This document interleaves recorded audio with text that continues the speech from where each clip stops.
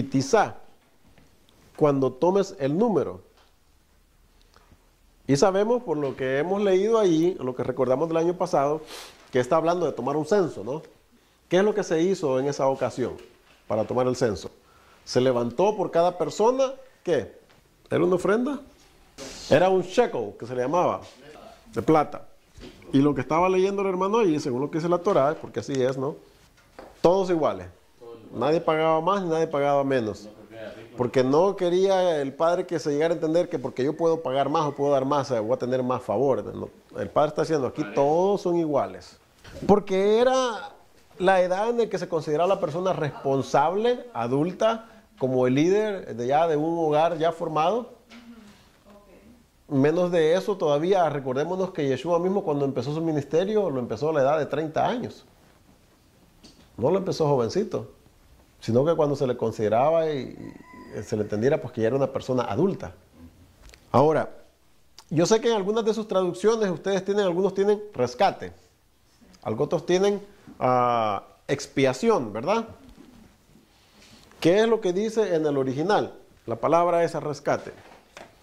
¿O qué es lo que tenemos que entender? Porque mire, también, esta es otra cosa. Cuando ustedes leen la palabra expiación, ¿qué es lo que se viene como dogma automáticamente? Como doctrina. ¿Qué viene de la palabra expiación? Perdón por los pecados. Usualmente, esto es lo que nuestra mente analiza rápidamente. Expiación, perdón por los pecados. Porque eso es lo que se hacía en Yom Kippur, ¿verdad? El día de la expiación. ¿Y para qué era el día de la expiación? ¿Para qué el día de Yom Kippur? Para perdonar los pecados de todo el año. ¿Okay? Pero no siempre la palabra, aunque sí se puede entender de esa forma, no es el único significado que tiene. Una de las cosas que hablamos el año pasado, la vamos a recordar, era que en el original la palabra es kapar, que es cubrir y qué más. La otra traducción que tenemos aquí es rescatar, un rescate. Y cubrir, esta misma palabra es la que se utiliza en la parashá de Noé. Cuando el padre le dice que calafatearás, ¿cómo es la palabra ahí? La arca con brea. O sea, la cubrirás para que no le entre el agua. Va a estar cubierta. Entonces la palabra en el original es para que tengan cobertura.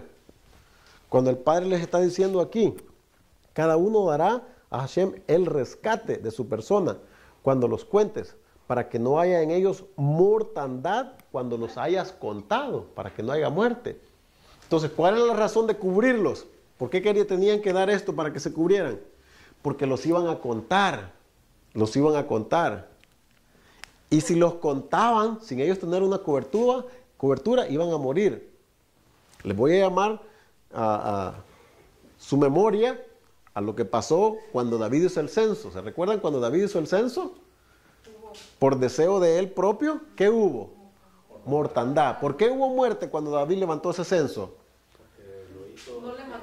Porque Hashem no se lo había mandado.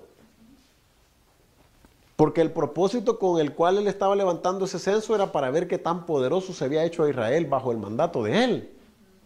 Para decir, mira lo que yo he logrado. Pero aquí no hay ningún deseo de querer mostrar poder. Pero aún así el padre le está diciendo, tienen que dar un medio shekel para que los cubran, porque los van a contar. Los van a contar y tienen que ser cubiertos. Esa ofrenda es para cubrirlos, para pagar un rescate por ellos.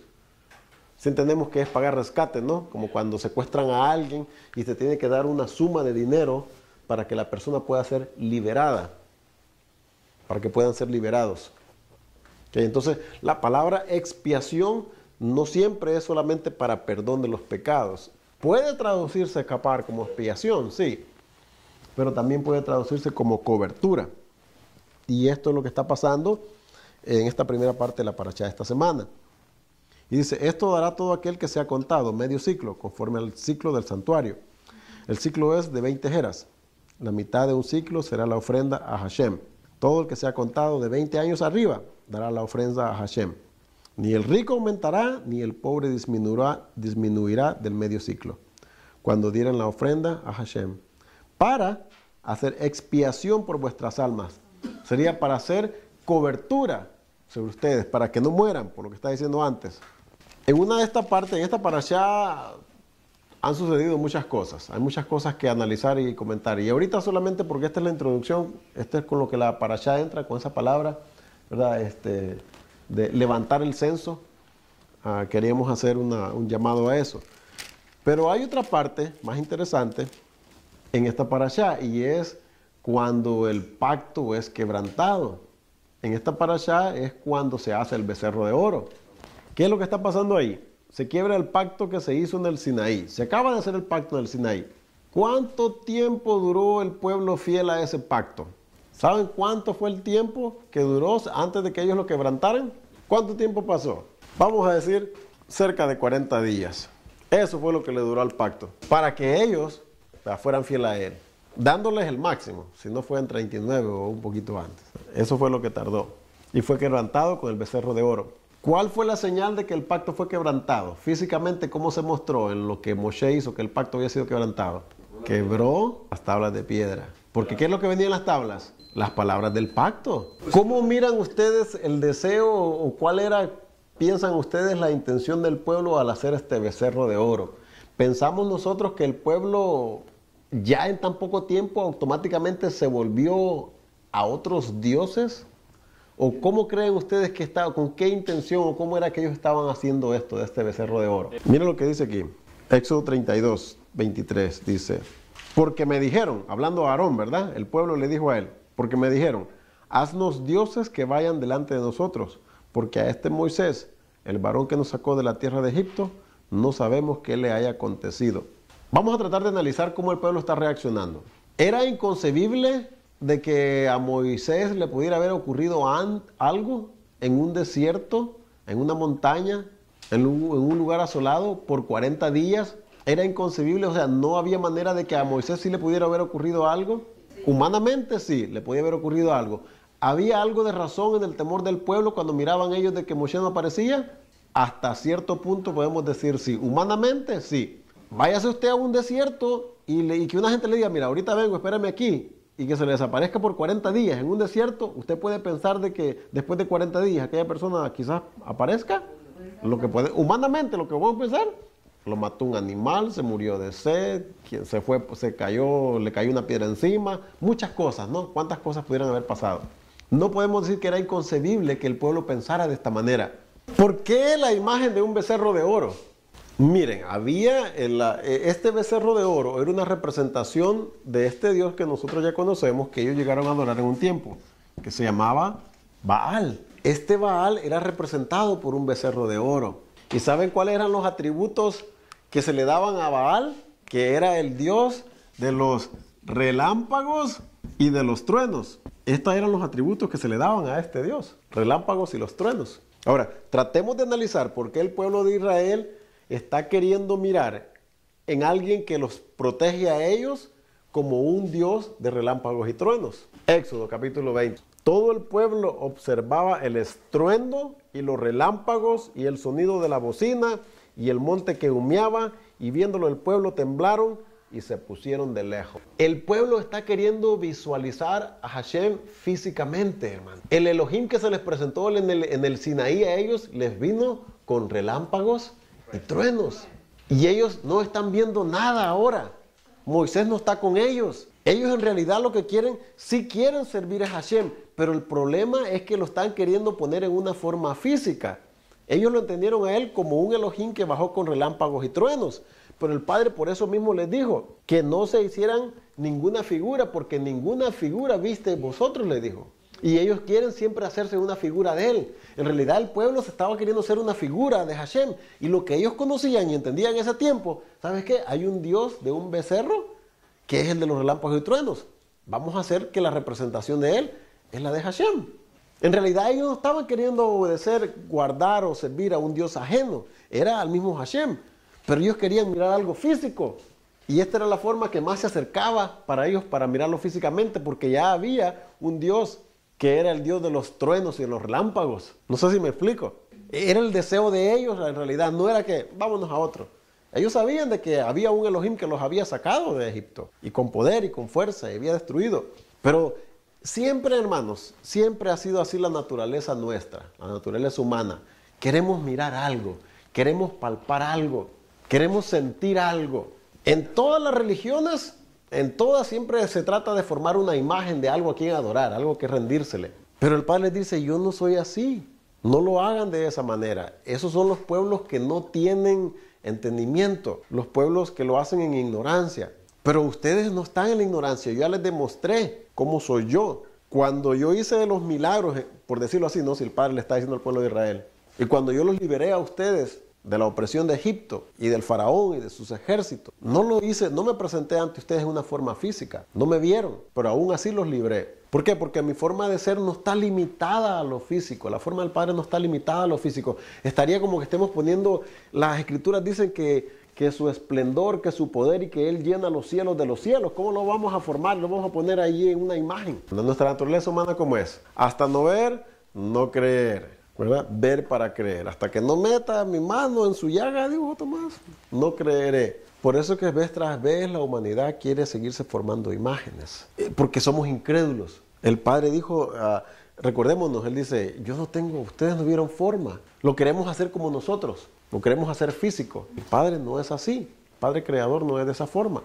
Nosotros sabemos, para los que ya han leído un poco de esto, tienen un poquito de entendimiento de esto, cuando en el libro de Génesis dijo, y dijo Dios, hagamos al hombre a nuestra imagen y a nuestra semejanza. Hermanos, ahí está diciendo, y Elohim dijo, ya sabemos que Elohim es plural, son varios. Nosotros fuimos formados a la imagen de los Elohines. Y esos Elohines, algunos de ellos sí tienen forma física. Porque si volvemos a lo mismo, Hashem no tiene forma física. Entonces, ¿a la imagen de quién fuimos formados? De los Elohines, dice ahí Génesis. Pero nosotros queremos creer, ¿no?, que a la imagen del Padre eterno. Pero es que mire, viene hasta cierto sentido, hermano. No quiero confundirlos, pero quiero que entiendan esto. El Padre se fue emanando por niveles. Y los Elohines en realidad son una emanación también de su poder y como Él es. Ellos también reflejan lo que Él es. Pero ya nosotros venimos a un grado, no digamos que de aquí ya nos parecemos a este. No, ellos fueron bajando, diferentes seres.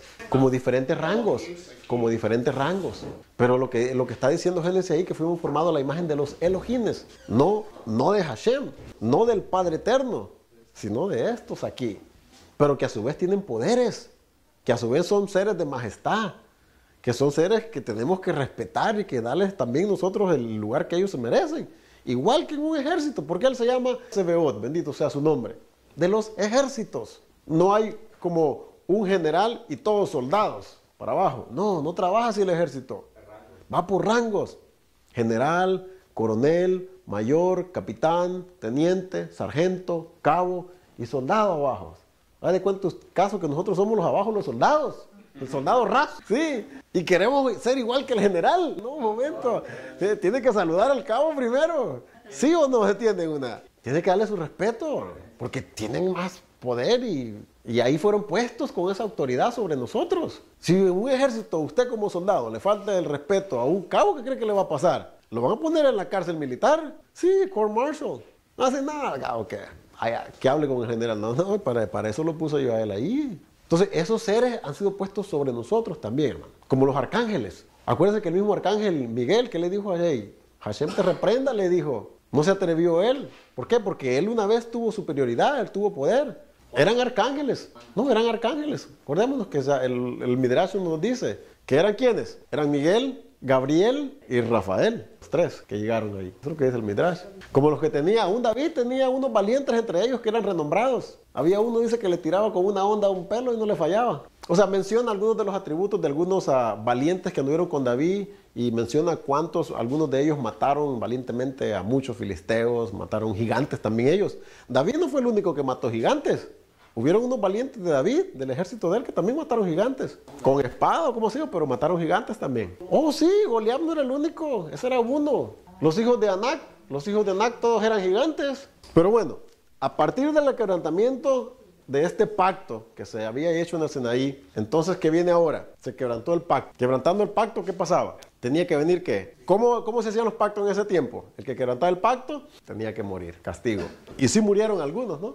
Y si no hubiera sido por la intercesión de Moisés, hubieran muerto todos los que se rebelaron, no los que, porque no se rebelaron todos, ¿verdad? Porque ahí nos enseña la Torá y dice que a los líderes que se rebelaron y a otros que los siguieron, pero no todos, porque los levitas no formaron parte de esa rebelión, los que se quedaron, porque fueron los que se levantaron a hacer justicia, a hacer juicio en contra de los que se rebelaron. Pero todos los que se habían rebelado tenían que morir, pero Moshe dijo, no los termine.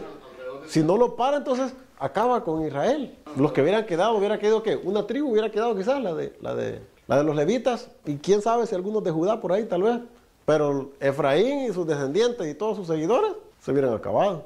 ¿Qué es lo que empieza ahora? Empieza la obra intercesora de Moshe. Empieza la obra intercesora de Moshe, interceder por el pueblo, a rogarle al Padre. Y haciendo esta obra intercesora, es que Moshe le dice que le muestre su esplendor. Lo que estaba mencionando al principio, hermano, ¿verdad? Que le dice, como un poquito como de confianza, ¿no? Y dice, ay, muéstrame. No, le dice.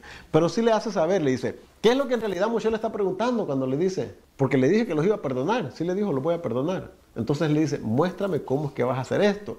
Nosotros a veces solamente entendemos que, ok, lo que quería ver era su esplendor, o quería verle su cara. Pero él está en el entendimiento, hermano. Cuando comprendemos el significado de las palabras, cuando entendemos el significado de lo que sí estaba preguntando dentro de la cultura de ellos. No le estaba preguntando simplemente un nombre, o no le estaba preguntando querer ver algo físico. Si tú los vas a perdonar, ¿cómo es que vas a hacer esto? Recordamos que cuando Moshe le preguntó al Padre, cuando le dice, y cuando el pueblo me pregunte quién me mandó, cuando vaya Faraón, ¿qué es lo que le voy a decir yo? ¿Cómo te llamas? Eye, Asher, Eye. Yo seré el que seré. Pero, ¿cómo es que tú eres? Le está preguntando. O sea, yo creo que tú, o sea, lo que le está diciendo que yo soy un Elohim que cumplo el pacto, que cumplo tu palabra. Ya hablamos acerca de eso, recuerden.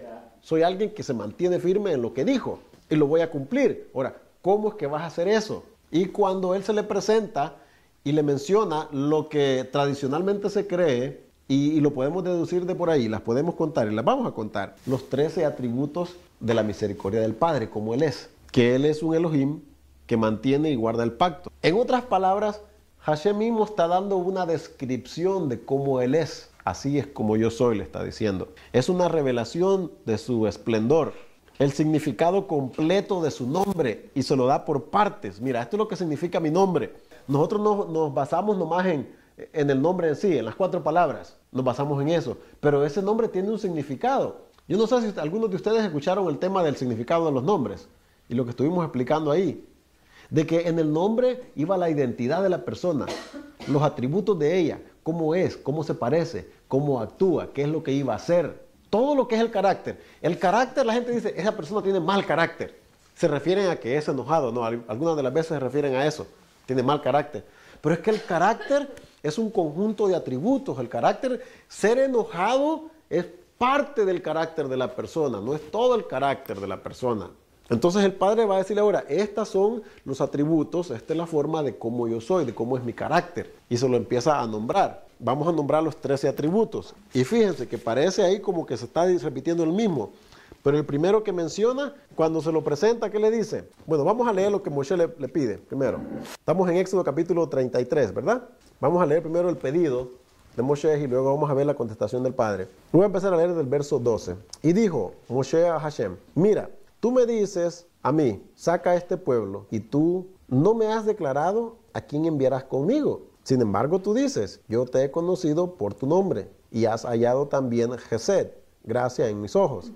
Ahora pues, si yo he hallado misericordia, bondad delante de tus ojos, estoy tratando de transliterar, te ruego que me muestres ahora tu camino, para que te conozca y halle bondad, misericordia, gracia en tus ojos. Y mira, esta gente es pueblo tuyo. Y él le dijo, mi presencia irá contigo y te daré descanso. Y Moshe respondió, ok, si tu presencia va a ir conmigo, no nos saques de aquí. ¿Y en qué conoceré aquí que he hallado gracia en tus ojos?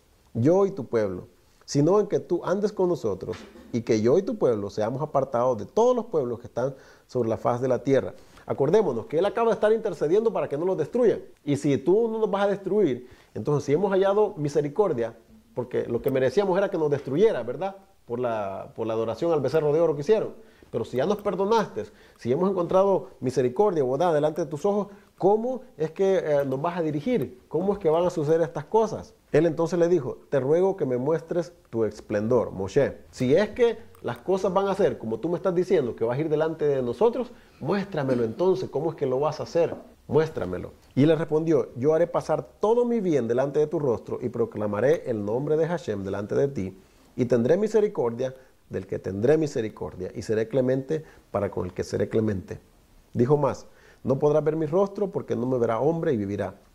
Y dijo aún Hashem, he aquí un lugar junto a mí y tú estarás sobre la peña. Y ya sabemos lo que pasó ahí, ¿no? Vamos a pasar ahora cuando ya el Padre le muestra su esplendor. ¿En qué forma se lo dice? Y pasando Hashem por delante de él, proclamó, ¿qué dice ahí? El primer nombre.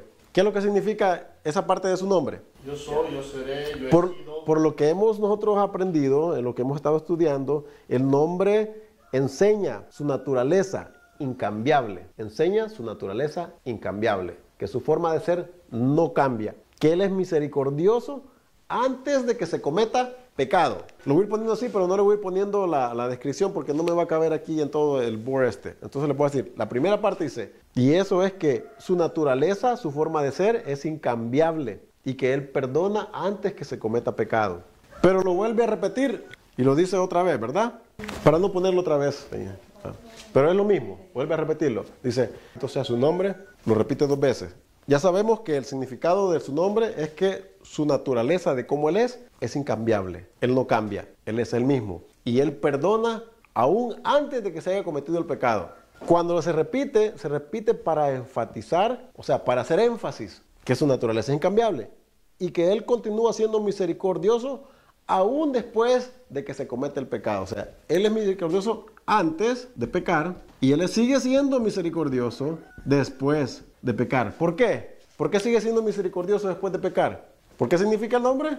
Que no cambia. Porque si después de que yo peco, Él entonces cambia, ya no me perdona, entonces sí cambia. Pero como Él no cambia, aún me sigue perdonando. Me sigue perdonando. El próximo atributo de su carácter, ahí dice Hashem, ¿cómo dice que es? Fuerte. No sé cómo lo tienen traducidos ustedes. Sabe que esta es un poquito interesante porque algunas de nuestras versiones lo traducen fuerte, pero en el inglés dice Él, Elohim. No sé si tienen unas versiones de inglés ustedes. Miren, en el inglés se lo voy a leer aquí, dice And the Lord passed by before, se lo estoy leyendo tal como está, ¿ok? Para que entendamos. And the Lord passed by before him and proclaimed the Lord God. Elohim, bendito sea su nombre. Pero aquí en el español no lo traducen como fuerte, porque recordemos que hemos entendido qué es lo que significa Elohim, cuáles son los significados de la palabra de Elohim o de un El. Aparte de plural, el significado de lo que es un ser así, un ser exaltado, ¿qué más es? Un ser con esplendor, ¿qué más? Aprendamos bien el significado de esa palabra, Elohim.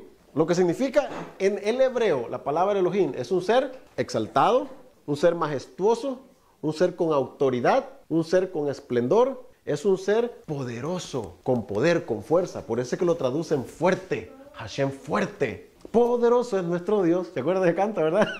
Esta hermana está recordando sus tiempos. Poderoso. Un Elohim quiere decir alguien de poder, alguien con poder. Y por eso lo traducen Hashem fuerte. Pero en el original dice Elohim. Y eso es que a pesar de que Él es un ser poderoso, mostrando su deidad, si entendemos la deidad, ¿no? Su divinidad, que Él es divino, como subrayando, está haciendo énfasis en su capacidad divina para tener misericordia. Porque a pesar de que Él es poderoso y Él puede destruir, justamente quizás, Él continúa teniendo misericordia a pesar de ser fuerte. Como cuando alguien en la posición, como por ejemplo un juez en una corte. Nosotros sabemos que un juez en una corte tiene la autoridad, el Estado, las leyes lo han investido con la autoridad de poder perdonar o de poder condenar. Y en algunas ocasiones, que muy pocas, perdonan. Han habido casos, aunque muy poquitos, bien, perdonan. Pero la mayoría de las veces condenan, ¿verdad? Pero son humanos. Pero de vez en cuando, en una ocasión, a pesar de que Él tiene la autoridad, Él dice, mira, para que aprendas tu lección, te voy a perdonar esta vez. Ya han habido casos. Aún a nosotros, yo no sé si a alguna de nosotros nos ha pasado que nos han dado un ticket y vamos a la corte, vamos ante un juez. Y el juez dice, lo tienes que pagar, o a veces el juez dice, dismiss. No, está bien, dice, está borrado. Porque Él tiene esa autoridad de poder hacerlo. Entonces aquí le está diciendo, aunque yo soy, ¿verdad?, poderoso, perdono.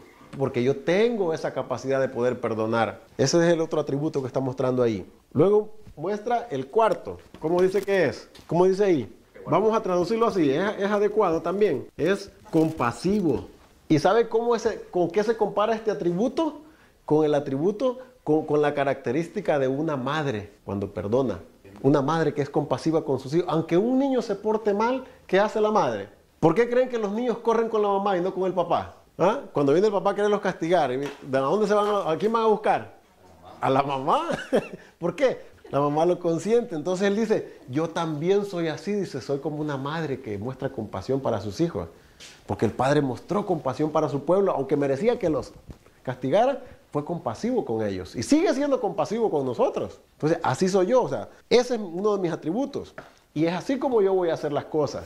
Porque Moisés le está preguntando, ¿cómo es que nos vas a guiar? ¿Cómo es que nos vas a llevar? Te voy a mostrar cómo, le dice. Y le empieza a decir, ¿no? El 5, ¿cuál es el quinto atributo? Es piadoso. Aunque allí se traduce como. Sí, piadoso, ahí está. Piadoso. En inglés que lo tienen con gracia. Gracious, dice gracias. Pero está mejor traducido en el español cuando dice piadoso. Se me olvidó ponerles estas partes aquí. Ya sabemos que esto pues no necesita ponérselo. Esto es Elohim. El compasivo es Rahun.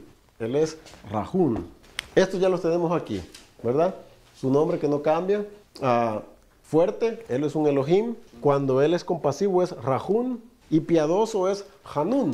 Él es Hanun. Queremos familiarizarnos con los términos de las palabras en el original. ¿Cuál es el sexto atributo? El sexto atributo es ¿cuál? Tardo para la ira. Hermano, si el Padre no fuera así, ya no estuviéramos aquí nosotros. ¿Verdad? Tardo para la ira. Eso es Erek Apayin. Erek Apayin. Quiere decir que él es tardo para la ira. ¿Qué quiere decir eso? Que él es paciente y está esperando a que el pecador que haga ¿qué? Se arrepienta. Está pacientemente esperando que el pecador se arrepienta. No está listo para qué. Pecaste, ¡ja! Ahora te destruyo. Esperando que te arrepientas. Tardo para la ira. No está diciendo que no tiene ira, porque sí mostraba cuando ya le quitaban la paciencia. Sí, pero decía, pero estoy esperando pacientemente. ¿Okay? ¿Cuál es el séptimo atributo? Grande en misericordia. En misericordia. Y este es Rab Gesed. Ya sabemos que la palabra Rab es grande. Rab Gesed. Como cuando decimos toda Rabá. Rab Gesed. Grande en misericordia.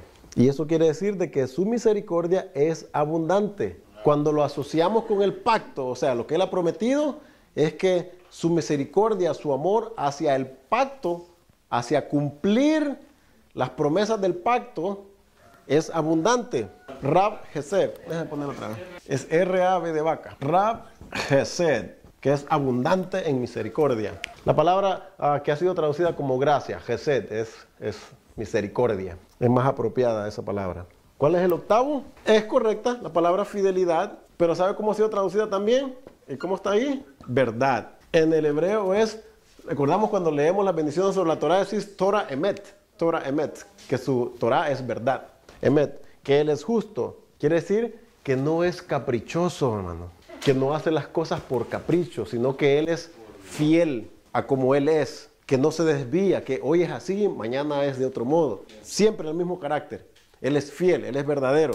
El noveno, vamos a ver si lo podemos poner por aquí ahora, porque ya se nos acabó el terreno ahí. Es que guarda misericordia a millares, dice ahí. Guarda misericordia a millares. Ese es es su noveno atributo, si lo queremos numerar, ¿verdad? Son sus atributos. Y es Notzer Gesed la Afayim. Misericordia, la vamos a poner a millares. Lo voy a poner abreviado, hermanos. Ustedes lo pueden poner completo ahí. Poner Notzer. Ay, disculpen por los que no alcanzan a ver de atrás, vamos a ocupar binoculares o lentes. No sé.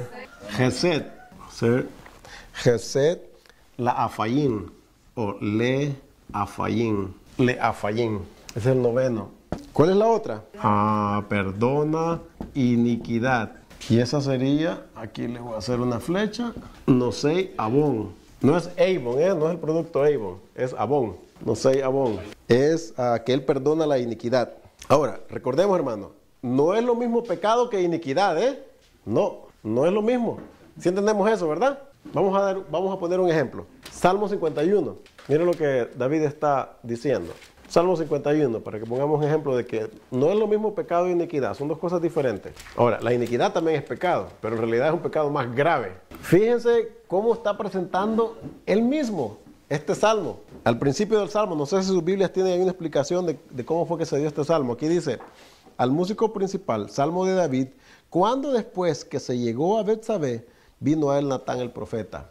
Que le dice, ten piedad de mí, oh Elohim, conforme a tu misericordia. Está llamando a los atributos de él, ¿verdad? Que es misericordioso. Conforme a la multitud de tus piedades, borra mis rebeliones.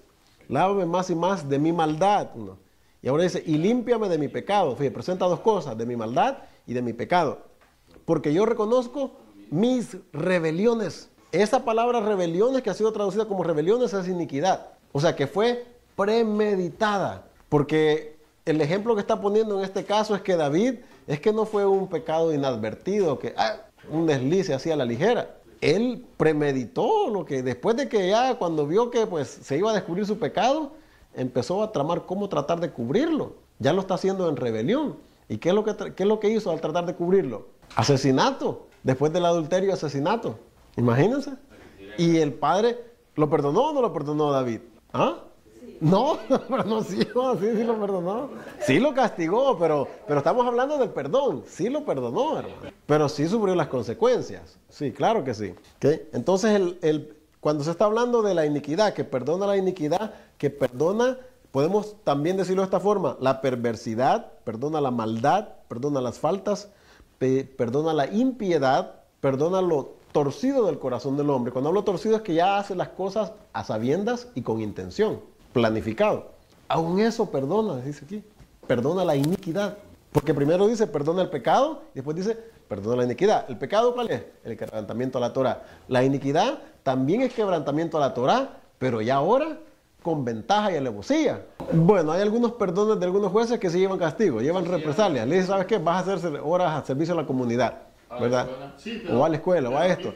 Pero bueno, acordémonos que la ley tiene que aplicarse con medida de acuerdo al crimen, ¿verdad? Es lo que se conoce como la medida sobre medida, y hemos hablado de esto en la Torá, ¿verdad? Que el castigo tiene que encajar con el crimen, no se le puede dar más, ni se le puede dar menos. David cometió, en realidad, David fue, él no pagó en realidad lo que tenía que haber pagado. Y es allí donde se muestra la misericordia del Padre.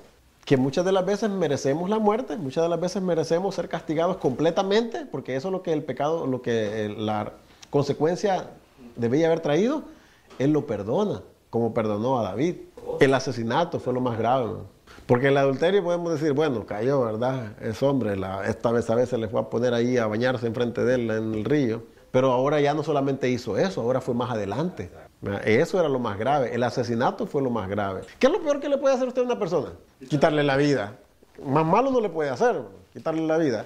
Y aún esto dice el Padre que se lo perdonó a David. Pero eso es él, ¿verdad? Porque nosotros no perdonamos. El Padre conoce la naturaleza humana, hermano. Él sabe de que está desviada, que está torcida, que está... Y eso es lo que él quiere restaurar. Sí. Pero no siempre eso justifica el que diga, voy a pecar porque yo nací en pecado, ¿verdad? No, tampoco no. Pobre de David. Pobre de David. Pero ¿saben que después de todo eso, mandó a traer a Betsabé después de que ella fue castigado? Y se dan cuenta que el padre no le dice, no la puedes tomar. Por eso, pero le puede decir, ¿sabes qué? No la puedes tomar, por lo que tú hiciste, no la puedes tomar. No dice nada. ¿Se acuerdan cuando Abigail, presenté ese ejemplo también de los nombres, el significado de los nombres, cuando hablé de Nabal, que era el esposo de Abigail, que quería decir hombre necio, hombre, ¿se recuerdan de Nabal, verdad? Después de que él murió, ¿qué mandó a hacer con Abigail David? La mandó a tomar como su esposa. Bueno, por lo que haya sido, pero la mandó a traer como esposa y no le dice, no la puedes tomar. No lo mató. El padre dice que él tomó, ¿verdad? Él hizo justicia. Por eso hay veces, hermanos, cuando la gente a veces no entiende las cosas. Caer en las manos de Hashem, como dice el libro de Hebreos, ¿verdad? Dice, es cosa horrenda, dice, caer en manos del Altísimo. Es preferible que caigamos en las manos de los hombres y no en las manos de Él para que haga su justicia. Y por eso si alguna gente está hablando o está haciendo algo injusto en contra de uno, por eso el Padre dice, cuando clamen, hey, ten cuidado que no clamen los pobres de la tierra a mí, porque si ellos claman a mí, dice, yo los voy a escuchar, dice, y hay de ti. Y la gente a veces no entiende la gravedad de que cuando están cometiendo injusticias en contra de uno, si uno clama al Padre, hey, lo que te va a venir no va a ser nada agradable, ¿eh? Y un hermano me decía, ¿sabe que estos varones se están metiendo conmigo? Me dice, y la verdad yo no quiero clamar la justicia del Padre porque les va a ir mal, dice, porque injustamente lo estaban tratando mal, pues, ¿verdad? Y el Padre dice, Él no permite eso. ¿verdad? Y a veces sí podemos clamar a la justicia del Padre, hermano. Si estamos en lo correcto, si nosotros estamos bien, si no hay una falta de parte mía, yo puedo clamar a la justicia del Padre. Pero Él también quiere que seamos misericordiosos, ¿eh? Sí, entre el judismo hay eso. Porque ¿sabe qué? Dice, hey, ¿verdad? Que Hashem te lidea. Acuérdate qué fue lo que Yeshua mismo dijo. ¿Qué fue lo que Pedro dijo acerca cuando Yeshua dice que estaba en el madero? Dice, que Él no profirió maldición, dice, sino que encomendó, dice, su causa al que juzga justamente. Tantito peor. Sí. Pero bueno, vamos al siguiente atributo de su cómo Él es. Nos quedamos en el 10, ¿verdad? Perdona la iniquidad. Vamos al 11. Es, perdona la rebelión. Perdona rebelión. Y ese es Nosei Pesha. Nosei, es lo mismo aquí. Pesha. Sí, eso sería perdonar. Ya porque es diferente. Nosei Pesha. Perdona la rebelión. Y este es el 11. Y ahora viene el 12. Que es que. Y esto se entiende como. Perdona siempre es Nosei, ¿verdad? Nosei. ¿Se acuerdan del libro de Levíticos cuando hablamos de los diferentes sacrificios que habrían? ¿Cuál era el sacrificio por el pecado? ¿Se acuerdan? No se van a acordar. ¿Qué pasó? Jatá. ¿Se acuerdan? Jatá. Oh, sí, dice hermano, ya se acordó. Nosei Jatá. Perdona, esto es, perdona el pecado inadvertido. ¿Qué significa esto? Por ignorancia. Pero no deja de ser pecado, ¿eh? Y necesita perdón también por ello. O por los que no se quiere acordar. Le da amnesia, ¿verdad?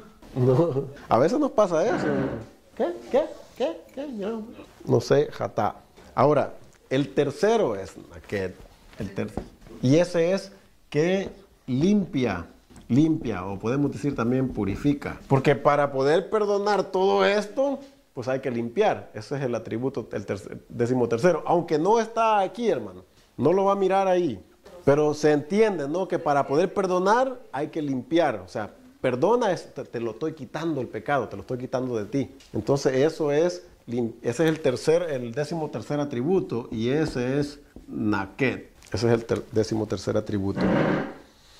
Y aquí, hermano, estamos haciendo esto en realidad a grandes rasgos, nomás así con poquitas palabras, porque podemos ir en detalle bien, cada uno de sus atributos va mucho más allá de lo que estamos hablando aquí, ¿verdad? Incluye más allá. Pero pues en las parashás pues nunca terminamos de... Entonces, ahora Moshe, entendiendo cómo es el Padre, cómo son los atributos de Él, cómo es su carácter, armado con toda esta información que el Padre mismo le está dando, le dice, ok, ahora perdona a tu pueblo por el pecado que acaban de cometer con el becerro de oro. Perdona a tu pueblo, restaura el pacto, le dice. El pacto que se quebrantó, restáuralo entonces, renuévalo. Ahora, él toma valor y hace la petición, miren el 34.9. Dice, y dijo que si ahora, Hashem, he hallado Gesed en tus ojos, vaya ahora a Don mío, en medio de nosotros, porque es un pueblo de dura cerviz, y perdona nuestra iniquidad y nuestro pecado, y tómanos por tu heredad. En otras palabras, como tú dices que tú eres así, restaura, perdónanos, ¿verdad? Y ve con nosotros, tómanos como tu pueblo, basado en esto. No por lo que yo pueda hacer, ni por lo que vaya a hacer, porque yo no nada bueno en mí, como dice, ¿verdad? ¿Quién me librará de este cuerpo de maldad? Dice. ¿Le da la respuesta al Padre? Versículo 10, le dice, y él contestó, he aquí yo hago pacto delante de todo tu pueblo, ok, sí lo voy a restaurar. Moisés le está pidiendo, ok, tú me estás diciendo que tú eres así, pues muestra, ok, lo voy a hacerles. Y es por eso que le dice, ok, agárrate otras tablas, alízatelas como las primeras. Y tenemos, hermanos, ¿ya copiaron todo eso para borrar ahí? Miren, los ejemplos que tenemos nosotros en cosas como esta, hermano, tenemos que aplicarlo a las escrituras, a lo que creemos, a lo que hemos enseñado.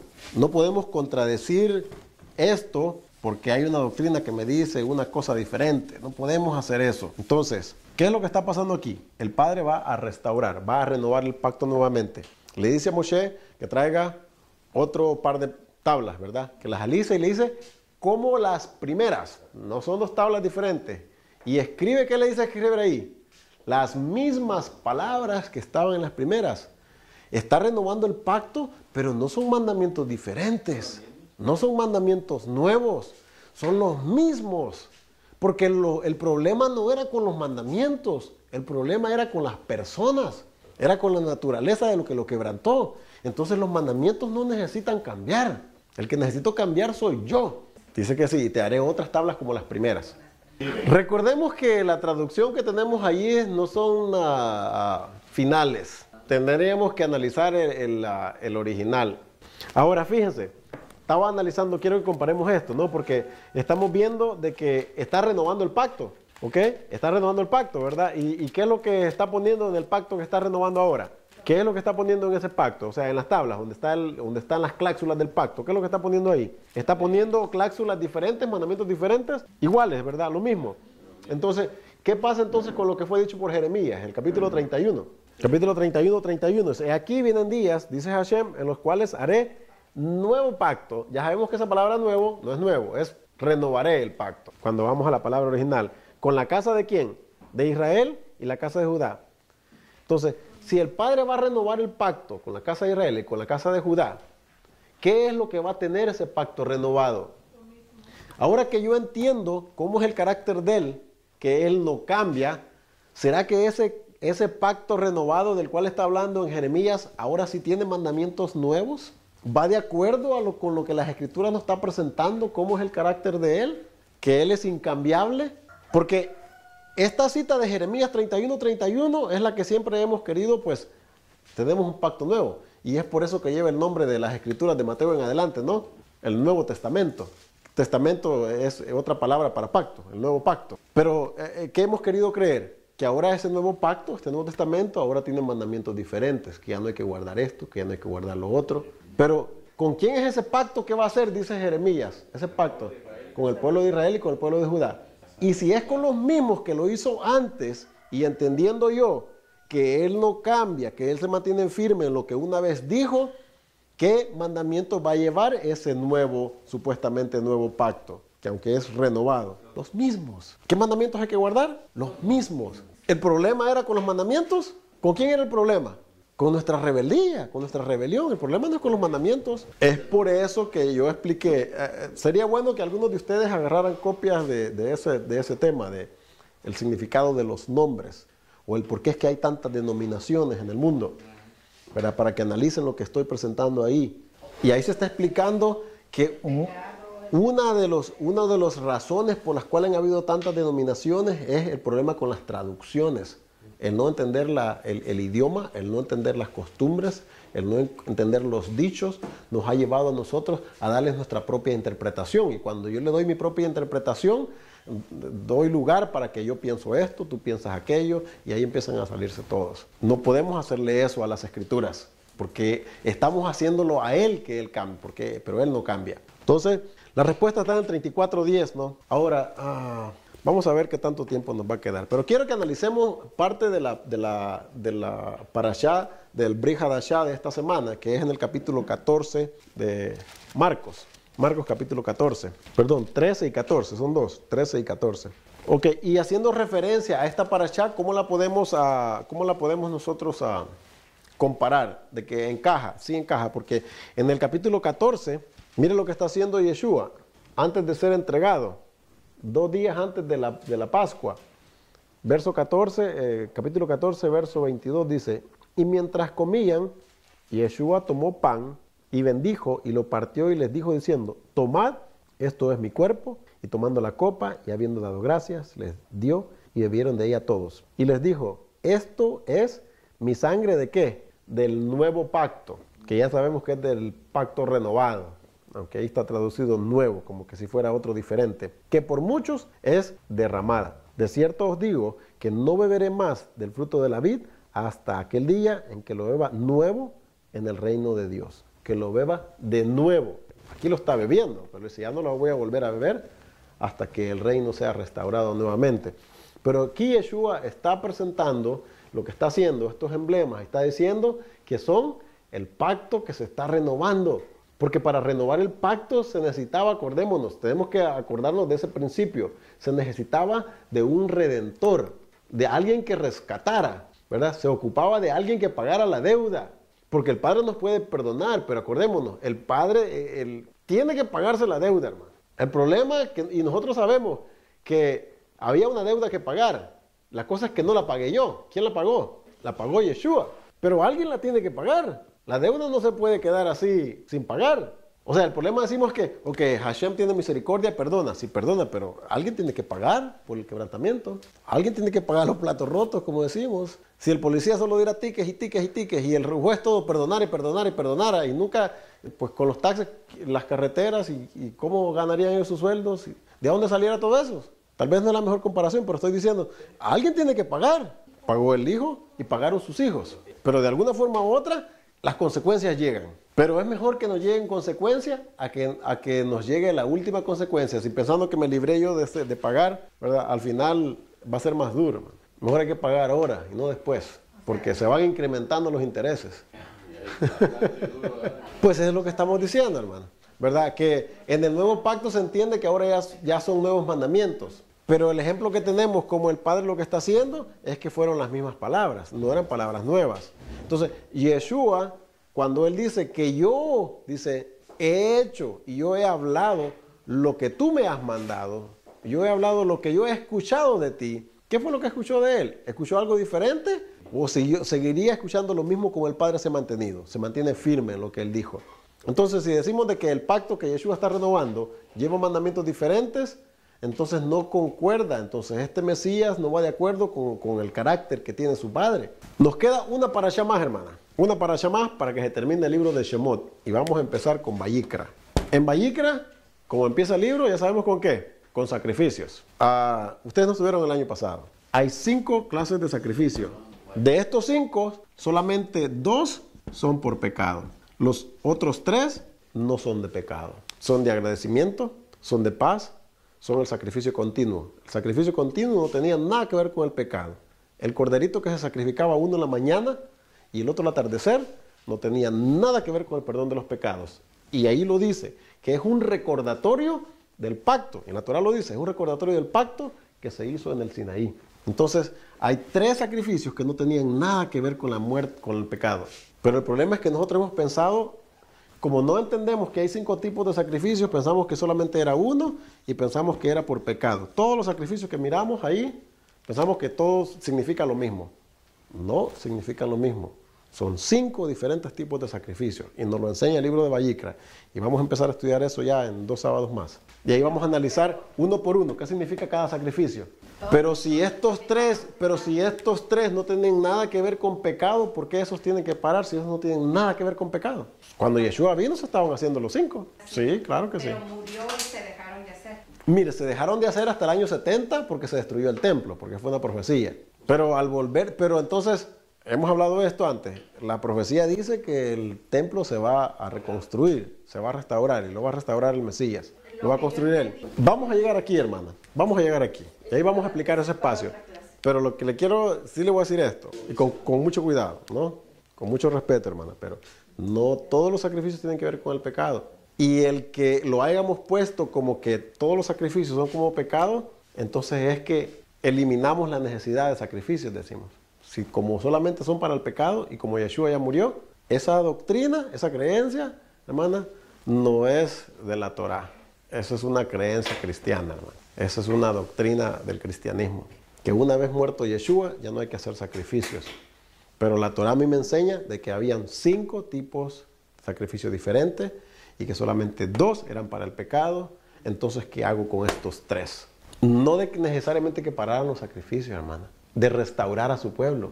Y para restaurarlo había que pagar una deuda. Y Él la pagó.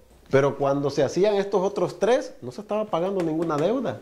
Eran de agradecimiento, eran de reconocimiento a Él por su majestad, eran dándole honor, eran dándole, aceptando, tú eres el creador, estamos ofrendando. Cuando nosotros regalamos y lo que tenemos por ofrenda, cuando obsequiamos algo a alguien, no obsequiamos algo a alguien porque le debemos necesariamente. Cuando nosotros hacemos regalos, para agraciarnos con la persona, ¿no?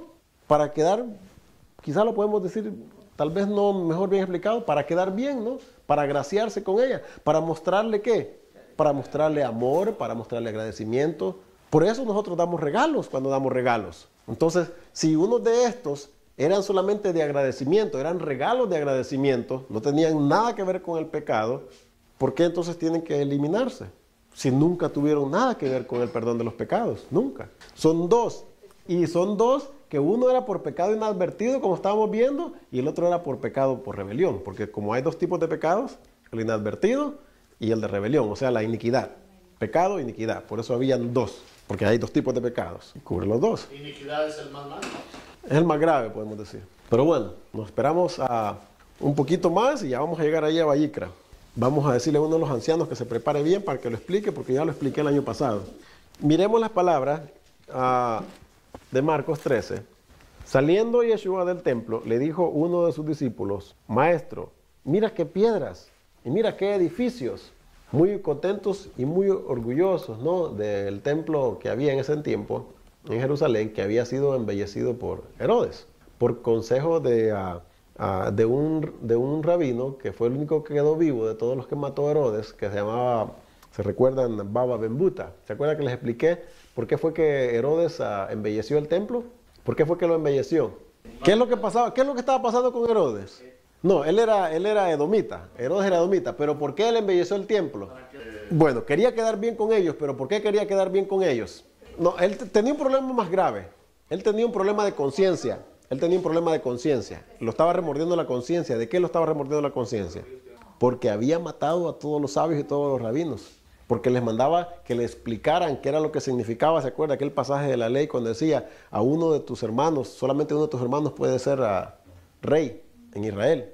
Dentro de tus hermanos puedes escoger un rey para Israel, no fuera de él. Como él no era israelita, él era edomita, y él no quedaba contento con las explicaciones que le daban, los mataba. Solamente dejó uno vivo, que le sacó los ojos. ¿Se recuerdan que les expliqué eso? ¿Ok?